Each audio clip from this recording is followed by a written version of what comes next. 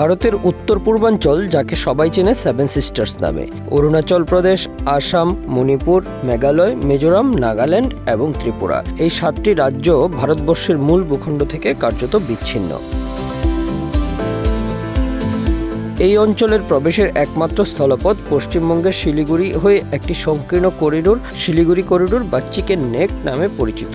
এতদিন ধরে এই ভূখণ্ডের সঙ্গে বাকি ভারতের যোগাযোগের জন্য বাংলাদেশ ছিল অন্যতম সহায়ক একটি দেশ, কিন্তু এখন পাল্টে গেছে সেই দৃশ্যপট। গত 5 আগস্ট বাংলাদেশের রাজনৈতিক পট পরিবর্তনের পর বাংলাদেশে ভারত বিরোধী আন্দোলন বেশ জোরেশোরে শুরু হয়। বাংলাদেশ থেকে প্রতিবেশী ভারতকে কোনো ধরনের ট্রানজিট দিতে চাচ্ছে না ইউনূস প্রশাসন। এই অবস্থায় ভারত সরকার একটি নতুন বিকল্প পরিকল্পনা গ্রহণ করেছে। এই পরিকল্পনার উদ্দেশ্য কলকাতা থেকে সেভেন সিস্টার্সের সঙ্গে সমুদ্র ও সড়ক পথে সরাসরি যোগাযোগ স্থাপন, বাংলাদেশকে বাইপাস করে। এটি শুধু একটি পরিবহন প্রকল্প নয়, বরং কূটনৈতিক বার্তা বহনকারী একটি কৌশলগত পদক্ষেপ। ভারতীয় সংবাদ মাধ্যম জানায়, এই প্রকল্পটি বাংলাদেশের জন্য একটি জবাব।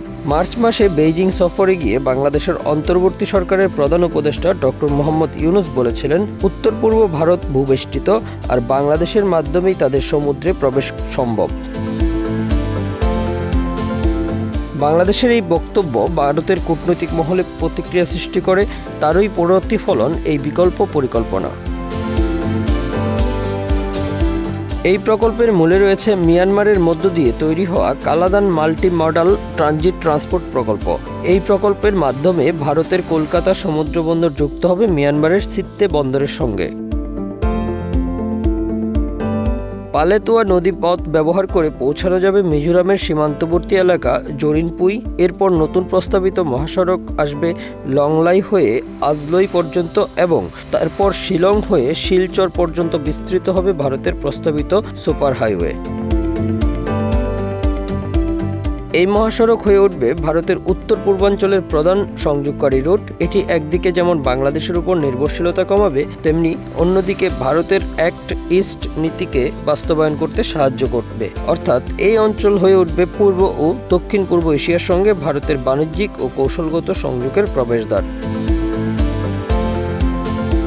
পণ্য সামগ্রী এখন যাবে বিশাখাপত্তনম বা কলকাতা বন্দর থেকে সোজা মিজোরাম হয়ে উত্তর পূর্ব ভারতে, বাংলাদেশের ভূখণ্ড ব্যবহার না করেই স্বাধীন ও বিকল্প রুটে।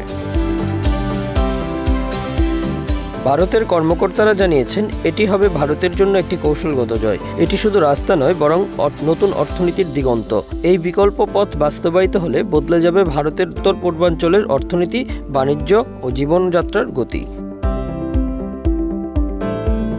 Bangla affairs news desk.